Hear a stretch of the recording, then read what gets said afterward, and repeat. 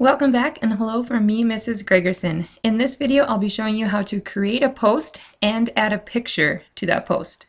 So to begin, you need to be logged in, which you can see I've already logged in here. I'm still Sheldon Cooper. And then you need to go to your dashboard. So go to the top toolbar and click on Dashboard. Okay, once you are here, we can start to make your new post. So go to New Post. And then you will see a visual editor here. This is basically just a word processor, so it's very easy to use. First, you need to have a title. Now make your title something very eye-catching, something that readers will want to click on to read, because that's what you want, after all, is for people to read your post. So something like ants is probably not as interesting as something like zombie ants. Are they coming to get you? A little humor goes a long ways in these titles. Now you can actually put in your information into this big box here. Now you're going to usually be using the visual editor. It is the easiest one to use. So what you need to do is find your information. You may have already typed it out on Word. So here's my Word document with my zombie ant article. And you can simply copy and paste. So I'm just going to copy a little bit of this and then paste it into my blog, which is right here. Now when you paste from Word, you're going to have to do some formatting. So for example, I need to get rid of these big paragraph breaks. Little paragraph breaks is good because that's what we use in blogging. And sometimes the lines get broken, so you may have to hit delete to bring the lines up. But here it seemed to have worked pretty good.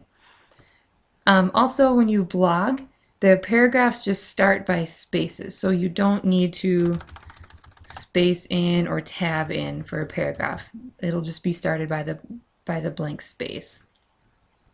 You can also notice that your hyperlinks that you created in Word to cite your sources, those will come with when you copy and paste from Word. So that's a good thing. It makes it easy.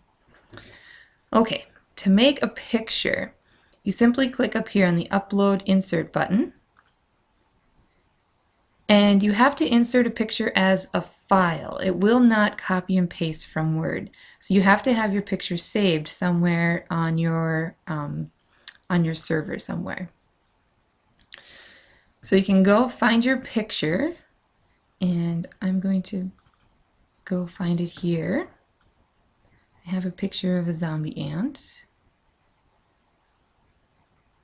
Here it is. You find your picture, it will upload it,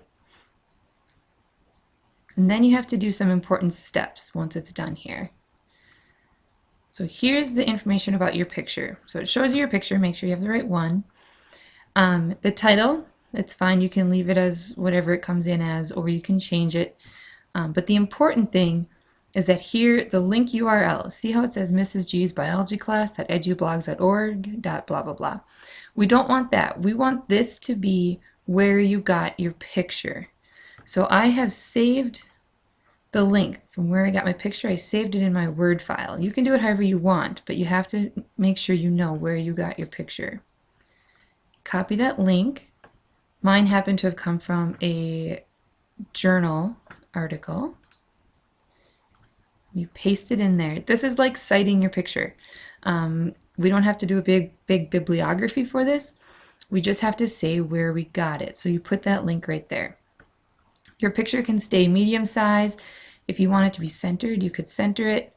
And then last but not least is the most important one. You have to click Insert into Post.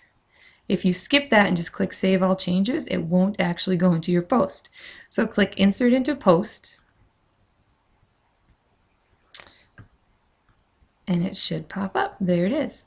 Now usually we want the picture to be at the beginning, so you can move it up. Put it at the very beginning. There it is. All along the way you might have to do a little bit of reformatting. It's just the way this goes. Okay? So there's your picture.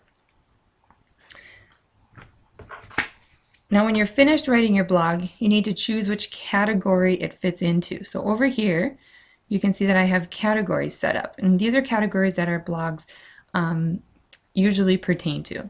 So I'm going to choose that this one fits into animal behavior, because the fungi definitely changes the behavior of the ant, and that it fits into ecology and environment, because this fungi definitely has a unique relationship with the ant. And when you're all done, you finally click Submit for Review. Now, your post will not publish automatically. I have to approve it first, and that's to make sure that we're putting quality pieces out there for the world to see.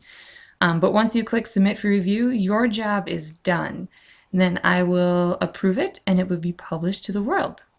So thanks for watching, and in the next video you can watch how to insert a video into your post.